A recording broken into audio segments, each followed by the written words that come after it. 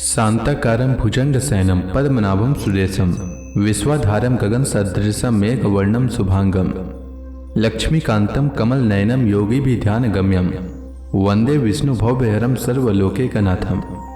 मंगलम भगवान विष्णु मंगलम गरुड़ध्वज मंगलम पुंडरीकाक्ष मंगलाय तनोहरि। ओम नमो भगवते वासुदेवाय। आज का दिन आप सभी के लिए मंगलमय हो। सावन महीने में प्रतिदिन श्रीमद् भागवत महापुराण की कथा का श्रवण करने से जीवन में होने वाली अज्ञान व पाप कर्मों से छुटकारा मिलता है, साथ ही 1000 गोदान के बराबर पुण्य की प्राप्ति होती है। अब आइए सुनते हैं सावन मास कथा का 18वां अध्याय। श्री सुखदेव जी कहते हैं, परीक्षित, उद्धव जी वृष्णि वंशियों में एक प्रधान पुरुष थे। वे साक्षात बृहस्पति के शिष्य और परम बुद्धिमान थे। उनकी महिमा के संबंध में इससे बढ़कर और कौन सी बात कही जा सकती है कि वे भगवान श्री कृष्ण के प्यारे सखा तथा मंत्री भी थे। एक दिन शरणागतों के सारे दुख हर लेने वाले भगवान श्री कृष्ण ने अपने प्रिय भक्त एवं एकांत प्रेमी उद्धव जी का हाथ अपने हाथ में लेकर कहा, सौम्य स्वभाव उद्धव, तुम व्रज में जाओ। वहां मेरे माता पिता नंद बाबा और यशोदा मैया हैं। उन्हें आनंदित करो और गोपियां मेरे विरह की व्याधि से बहुत ही दुखी हो रही हैं। उन्हें मेरे संदेश सुनाकर उस वेदना से मुक्त करो। प्यारे उद्धव, गोपियों का मन नित्य निरंतर मुझ में ही लगा रहता है। उनके प्राण, उनका जीवन, उनका सर्वस्व मैं ही हूं। मेरे लिए उन्होंने अपने पति पुत्र आदि सभी सगे संबंधियों को छोड़ दिया है। उन्होंने बुद्धि से भी मुझी को अपना प्यारा, अपना प्रियतम नहीं अपना आत्मा मान रखा है। मेरा यह व्रत है कि जो लोग मेरे लिए लौकिक और पारलौकिक धर्मों को छोड़ देते हैं, उनका भरण पोषण मैं स्वयं करता हूं। प्रिय उद्धव, मैं उन गोपियों का परम प्रियतम हूं। मेरे यहां चले आने से वे मुझे दुरस्त मानती हैं और मेरा स्मरण करके अत्यंत मोहित हो रही हैं, बार बार मूर्छित हो जाती हैं। वे मेरे विरह की व्यथा से विवल हो रही हैं, प्रति क्षण मेरे लिए उत्कंठित हो रही हैं। मेरी गोपियां, मेरी प्रेयसियां इस समय बड़े ही कष्ट और यत्न से अपने प्राणों को किसी प्रकार रख रही हैं। मैंने उनसे कहा था कि मैं आऊंगा, वही उनके जीवन का आधार है। उद्धव, और तो क्या कहूं, मैं ही उनकी आत्मा हूं। वे नित्य निरंतर मुझ में ही तन्मय रहती हैं। श्री सुखदेव जी कहते हैं, परीक्षित, जब भगवान श्री कृष्ण ने यह बात कही तब उद्धव जी बड़े आदर से अपने स्वामी का संदेश लेकर रथ पर सवार हुए और नंदगांव के लिए चल पड़े। परम सुंदर उद्धव जी सूर्यास्त के समय नंद बाबा के व्रज में पहुंचे। उस समय जंगल से गौएं लौट रही थी। उनके खुर्रों के आघात से इतनी धूल उड़ रही थी कि उनका रथ ढक गया था। जब भगवान श्री कृष्ण के प्यारे अनुचर उद्धव जी व्रज में आए तब उनसे मिलकर नंद बाबा बहुत ही प्रसन्न हुए। उन्होंने उद्धव जी को गले लगाकर उनका वैसे ही सम्मान किया मानो स्वयं भगवान श्री कृष्ण आ गए हों। समय पर उत्तम अन्न का भोजन कराया और जब वे आराम से पलंग पर बैठ गए, सेवकों ने पांव दबाकर, पंखा झुलाकर उनकी थकावट दूर कर दी। तब नंद बाबा ने उनसे पूछा, परम भाग्यवान उद्धव जी, अब हमारे सखा वसुदेव जी जल से छूट गए। उनके आत्मीय स्वजन तथा पुत्र आदि उनके साथ हैं। इस समय वे सब कुशल से तो है ना? यह बड़े सौभाग्य की बात है कि अपने पापों के फलस्वरूप पापी कंस अपने अनुयायियों के साथ मारा गया, क्योंकि स्वभाव से ही धार्मिक परम साधु यदुवंशियों से वह सदा द्वेष करता था। अच्छा उद्धव जी, श्री कृष्ण कभी हम लोगों की भी याद करते हैं। यह उनकी माँ है, स्वजन संबंधी हैं, सखा हैं, गोप हैं। उन्हीं को अपना स्वामी और सर्वस्व मानने वाला यह व्रज है। उन्हीं की गौएं, वृंदावन और यह गिरिराज है। क्या वे कभी इनका स्मरण करते हैं? आप यह तो बतलाइए कि हमारे गोविंद अपने सुहृद बांधवों को देखने के लिए एक बार भी यहाँ आएंगे क्या? यदि वे यहाँ आ जाते तो हम उनका मधुर हास्य और मनोहर चितवन से युक्त मुख कमल देख तो लेते। उद्धव जी, श्री कृष्ण का हृदय उदार है, उनकी शक्ति अनंत है। उन्होंने दावानल से, आंधी पानी से, वृषासुर और अजगर आदि अनेकों मृत्यु के निमित्तों से, जिन्हें टालने का कोई उपाय न था, एक बार नहीं अनेक बार हमारी रक्षा की है। उद्धव जी, हम श्री कृष्ण के विचित्र चरित्र उनकी विलासपूर्ण तिरछी चितवन, उन्मुक्त हास्य, मधुर भाषण आदि का स्मरण करते रहते हैं और उसमें इतने तन्मय रहते हैं कि अब हमसे कोई काम काज नहीं हो पाता। जब हम देखते हैं कि यह वही नदी है जिसमें श्री कृष्ण जल क्रीड़ा करते थे, यह वही गिरिराज है जिसे उन्होंने अपने एक हाथ पर उठा लिया था, ये वही वन के प्रदेश हैं जहाँ श्री कृष्ण गौएं चराते हुए बांसुरी बजाते थे, और ये वही स्थान है जहाँ वे अपने सखाओं के साथ अनेकों प्रकार के खेल खेलते थे। और साथ ही यह भी देखते हैं कि वहाँ उनके चरण चिन्ह अभी मिटे नहीं हैं। तब उन्हें देखकर हमारा मन श्री कृष्णमय हो जाता है। इसमें संदेह नहीं कि मैं श्री कृष्ण और बलराम को देव शिरोमणि मानता हूँ, और यह भी मानता हूँ कि वे देवताओं का कोई बहुत बड़ा प्रयोजन सिद्ध करने के लिए यहाँ आए हुए हैं। स्वयं भगवान गर्गाचार्य जी ने मुझसे ऐसा ही कहा था। जैसे सिंह बिना किसी परिश्रम के पशुओं को मार डालता है, वैसे ही उन्होंने खेल खेल में ही 10,000 हाथियों का बल रखने वाले कंस, उसके दोनों अजय पहलवानों और महान बलशाली गजराज कोलिया पेड़ को मार डाला। उन्होंने 3 ताल लंबे और अत्यंत दृढ़ धनुष को वैसे ही तोड़ डाला जैसे कोई हाथी किसी छड़ी को तोड़ डाले। हमारे प्यारे श्री कृष्ण ने एक हाथ से 7 दिनों तक गिरिराज को उठाए रखा था। यही सबके देखते देखते खेल खेल में उन्होंने प्रलंब, धेनुक, अरिष्ट, तृणावर्त और बक आदि उन बड़े बड़े दैत्यों को मार डाला जिन्होंने समस्त देवता और असुरों पर विजय प्राप्त कर ली थी। श्री सुखदेव जी कहते हैं, परीक्षित, नंद बाबा का हृदय यूं ही भगवान श्री कृष्ण के अनुराग रंग में रंगा हुआ था। जब इस प्रकार वे उनकी लीलाओं का एक एक करके स्मरण करने लगे, तब तो उनमें प्रेम की बाढ़ी आ गई।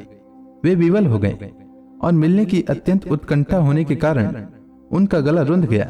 वे चुप हो गए। यशोदा रानी भी वहीं बैठकर नंद बाबा की बातें सुन रही थी। श्री कृष्ण की एक एक लीला सुनकर उनके नेत्रों से आंसू बहते जाते थे। उद्धव जी नंद बाबा और यशोदा रानी के हृदय में श्री कृष्ण के प्रति कैसा अगाध अनुराग है, यह देखकर आनंद मग्न हो गए और उनसे कहने लगे।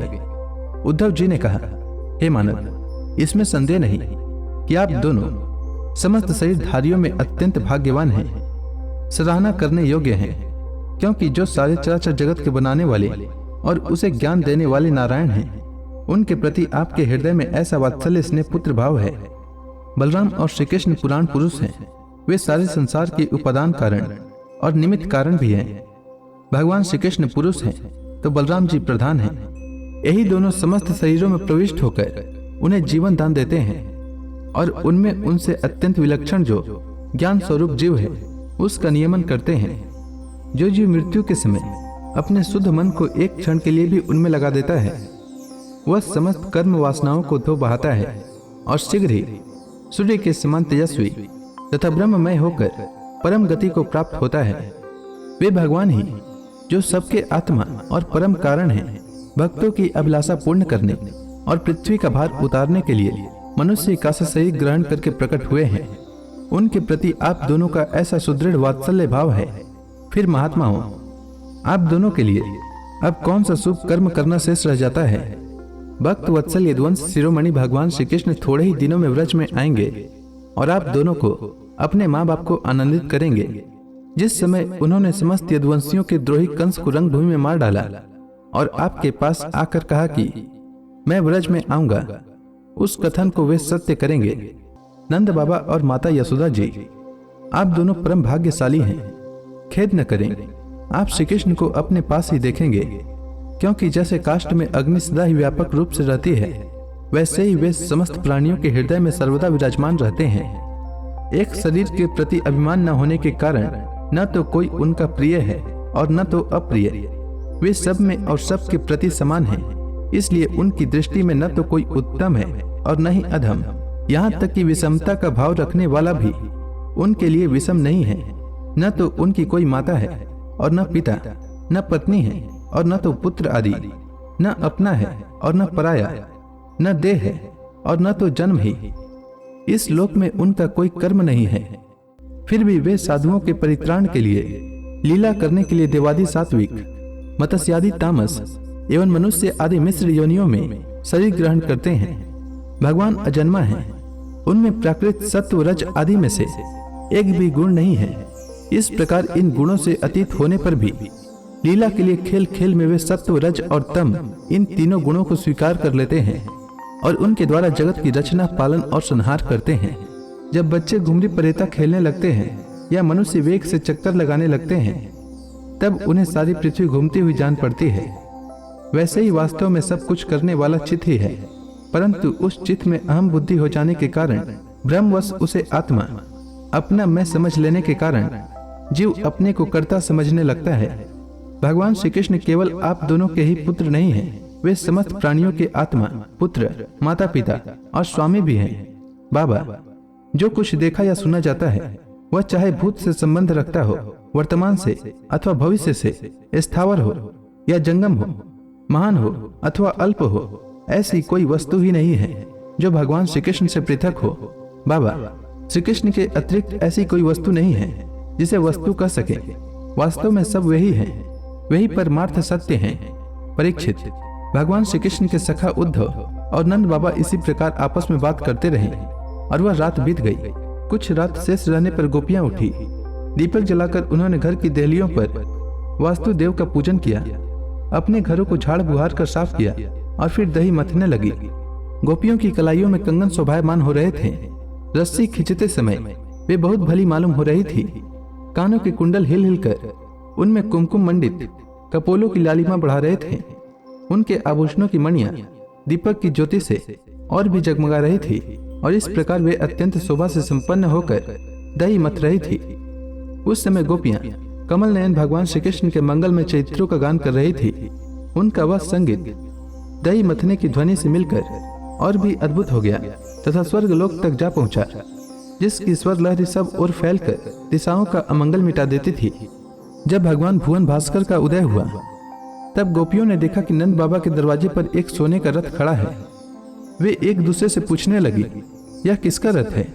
किसी गोपी ने कहा, कंस का प्रयोजन सिद्ध करने वाला अक्रूर ही तो कहीं फिर नहीं आ गया है, जो कमल नयन प्यारे श्याम सुंदर को यहाँ से मथुरा ले गया था। किसी दूसरी गोपी ने कहा, क्या अब वह हमें ले जाकर अपने मरे हुए स्वामी कंस का पिंड दान कराएगा? अब यहाँ उसके आने का क्या प्रयोजन हो सकता है? ब्रजवासिनी स्त्रियां इस प्रकार आपस में बातचीत कर रही थी कि उसी समय नित्य कर्म से निवृत्त होकर उद्धव जी वहां आ पहुंचे। श्री सुखदेव जी कहते हैं, परीक्षित, गोपियों ने देखा कि श्री कृष्ण के सेवक उद्धव जी की आकृति और वेशभूषा श्री कृष्ण से मिलती जुलती है। घुटनों तक लंबी लंबी भुजाएं हैं, नूतन कमल दल के समान कोमल नेत्र हैं, शरीर पर पीतांबर धारण किए हुए हैं, गले में कमल पुष्पों की माला है और मुखार विंद अत्यंत प्रफुल्लित है। पवित्र मुस्कान वाली गोपियों ने आपस में कहा, यह पुरुष देखने में तो बहुत सुंदर है, परंतु यह है कौन? कहां से आया है? किसका दूत है? इसने श्री कृष्ण जैसी वेशभूषा क्यों धारण कर रखी है? सब की सब गोपियां उनका परिचय प्राप्त करने के लिए अत्यंत उत्सुक हो गईं और उनमें से बहुत सी पवित्र कीर्ति भगवान श्री कृष्ण के चरण कमलों के आश्रित तथा उनके सेवक सखा उद्धव जी को चारों ओर से घेर कर खड़ी हो गईं। जब उन्हें मालूम हुआ कि ये तो रमा रमन भगवान श्री कृष्ण का संदेश लेकर आए हैं, तब उन्होंने विनय से झुककर सलज हाथ से चितवन और मधुर वाणी आदि से उद्धव जी का अत्यंत सत्कार किया तथा एकांत में आसन पर बैठाकर वे उनसे इस प्रकार कहने लगी, उद्धव जी, हम जानती हैं कि आप यदुनाथ के पार्षद हैं, उन्हीं का संदेश लेकर यहाँ पधारे हैं। आपके स्वामी ने अपने माता पिता को सुख देने के लिए आपको यहाँ भेजा है, अन्यथा हमें तो अब इस नंद गांव में, गांव की रहने की जगह में उनके स्मरण करने योग्य कोई भी वस्तु दिखाई नहीं पड़ती। माता पिता आदि सगे संबंधियों का स्नेह बंधन तो बड़े बड़े ऋषि मुनि भी बड़ी कठिनाई से छोड़ पाते हैं। दूसरों के साथ जो प्रेम बंधन का स्वांग किया जाता है, वह तो किसी न किसी स्वार्थ के लिए होता है। भौरों का पुष्पों से और पुरुषों का स्त्रियों से ऐसा ही स्वार्थ का प्रेम संबंध होता है। जब वैसे समझती है कि अब मेरे यहाँ आने वाले के पास धन नहीं है, तब उसे वह धता बता देती है। जब प्रजा देखती है कि यह राजा हमारी रक्षा नहीं कर सकता, तब वह उसका साथ छोड़ देती है। अध्ययन समाप्त हो जाने पर कितने शिष्य अपने आचार्यों की सेवा करते हैं। यज्ञ की दक्षिणा मिली कि ऋत्विज लोग चलते बने। जब वृक्ष पर फल नहीं रहते, तब पक्षी गण वहां से बिना कुछ सोचे विचारे उड़ जाते हैं। भोजन कर लेने के बाद अतिथि लोग ही गृहस्थ की ओर कब देखते हैं। वन में आग लगे कि पशु भाग खड़े हुए। चाहे स्त्री के हृदय में कितना भी अनुराग हो, जार पुरुष अपना काम बना लेने के बाद उलट कर फिर तो नहीं देखता। परीक्षित, गोपियों के मन, वाणी और शरीर श्री कृष्ण में तल्लीन थे। जब भगवान श्री कृष्ण के दूत बनकर उद्धव जी व्रज में आए तब वे उनसे इस प्रकार कहते कहते यह भूल ही गई कि कौन सी बात किस तरह किसके सामने कहनी चाहिए। भगवान श्री कृष्ण ने बचपन से लेकर किशोर अवस्था तक जितनी भी लीलाएं की थी उन सब की याद कर करके गोपियां उनका गान करने लगी। श्री सुखदेव जी कहते हैं, परीक्षित, गोपियां भगवान श्री कृष्ण के दर्शन के लिए अत्यंत उत्सुक ललायित हो रही थी, उनके लिए तड़प रही थी। उनकी बातें सुनकर उद्धव जी ने उन्हें उनके प्रियतम का संदेश सुनाकर संतावना देते हुए इस प्रकार कहा। उद्धव जी ने कहा, अहो गोपियों, तुम कृतकृत्य हो, तुम्हारा जीवन सफल है। देवियों, तुम सारे संसार के लिए पूजनीय हो, क्योंकि तुम लोगों ने इस प्रकार भगवान श्री कृष्ण को अपना हृदय, अपना सर्वस्व समर्पित कर दिया है। दान, व्रत, तप, होम, जप, वेदाध्ययन, ध्यान, धारणा, समाधि और कल्याण के अन्य विविध साधनों के द्वारा भगवान की भक्ति प्राप्त हो, यही प्रयत्न किया जाता है। यह बड़े सौभाग्य की बात है कि तुम लोगों ने पवित्र कृति भगवान श्री कृष्ण के प्रति वही सर्वोत्तम प्रेम भक्ति प्राप्त की और उसी का आदर्श स्थापित किया है, जो बड़े बड़े ऋषि मुनियों के लिए भी अत्यंत दुर्लभ है। सचमुच यह कितने सौभाग्य की बात है कि तुमने अपने पुत्र, पति, देश, स्वजन और घरों को छोड़कर पुरुषोत्तम भगवान श्री कृष्ण को, जो सबके परम पति हैं, पति के रूप में वर्ण किया है। मां भाग्यवती गोपियों, भगवान श्री कृष्ण के वियोग से तुमने उन इंद्रियातीत परमात्मा के प्रति वह भाव प्राप्त कर लिया है जो सभी वस्तुओं के रूप में उनका दर्शन कराता है। तुम लोगों का वह भाव मेरे सामने भी प्रकट हुआ। यह मेरे ऊपर तुम देवियों की बड़ी दया है। मैं अपने स्वामी का गुप्त काम करने वाला दूत हूँ। तुम्हारे प्रियतम भगवान श्री कृष्ण ने तुम लोगों को परम सुख देने के लिए यह प्रिय संदेश भेजा है। कल्याणियों, वही लेकर मैं तुम लोगों के पास आया हूँ। अब उसे सुनो। भगवान श्री कृष्ण ने कहा है, मैं सबका उपादान कारण होने से सबका आत्मा हूँ, सब में अनुगत हूँ, इसलिए मुझसे कभी भी तुम्हारा वियोग नहीं हो सकता। जैसे संसार के सभी भौतिक पदार्थों में आकाश, वायु, अग्नि, जल और पृथ्वी, ये पांचों भूत व्याप्त हैं। इन्हीं से सब वस्तुएं बनी हैं और यही उन वस्तुओं के रूप में है। वैसे ही मैं मन, प्राण, पंचभूत, इंद्रिय और उनके विषयों का आश्रय हूँ। वे मुझ में हैं, मैं उनमें हूँ, और सच पूछो तो मैं ही उनके रूप में प्रकट हो रहा हूँ। मैं ही अपनी माया के द्वारा भूत, इंद्रिय और उनके विषयों के रूप में होकर उनका आश्रय बन जाता हूँ तथा स्वयं निमित्त भी बनकर अपने आप को ही रचता हूँ, पालता हूँ और समेट लेता हूँ। आत्मा माया और माया के कार्यों से पृथक है। वह विशुद्ध ज्ञान स्वरूप, जड़ प्रकृति, अनेक जीव तथा अपने ही अवान्तर भेदों से रहित सर्वथा शुद्ध है। कोई भी गुण उसका स्पर्श नहीं कर पाते। माया की तीन वृत्तियां हैं, सुषुप्ति, स्वप्न और जागृत। इनके द्वारा वही अखंड अनंत बोध स्वरूप आत्मा कभी प्राज्ञ तो कभी तेजस और कभी विश्व रूप से प्रतीत होता है। मनुष्य को चाहिए कि वह समझे कि स्वप्न में दिखने वाले पदार्थों के समान ही जागृत अवस्था में इंद्रियों के विषय भी प्रतीत हो रहे हैं। वे मिथ्या हैं, इसलिए उन विषयों का चिंतन करने वाले मन और इंद्रियों को रोक लें और मानो सोकर उठा हो। इस प्रकार जगत के स्वाप्निक विषयों को त्याग कर मेरा साक्षात्कार करे।